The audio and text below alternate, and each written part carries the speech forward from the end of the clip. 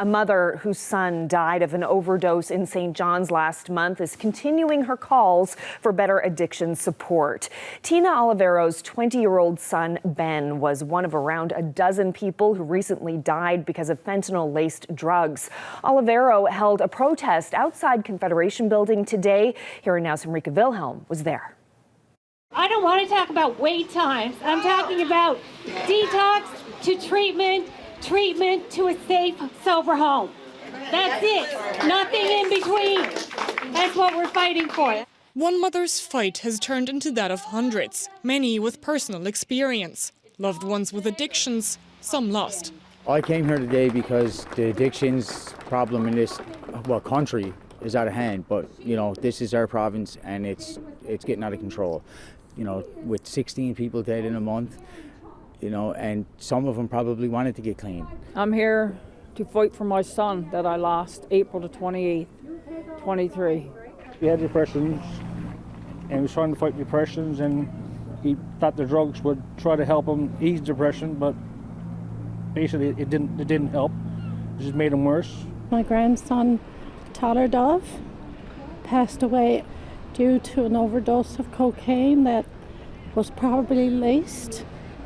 We buried him a few days ago, so we're here to, in his name, to try and change the help for drug-addicted young people.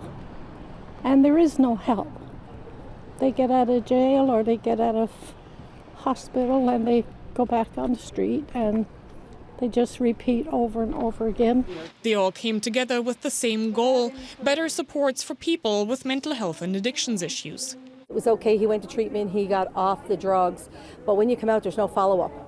So then you don't have great coping skills, and what you do is you go back to that. Or, like somebody else said, not having a psychiatrist. If you want to get clean, there should be steps. You go to detox, you come out, they'll put you into another spot while you wait for your rehab, and then after the rehab, maybe an extension on rehab, but we've got to come up with something. Something's got to change, because what we're doing now just isn't working. Nobody's ever really helped him. Nobody ever did what needed to be done.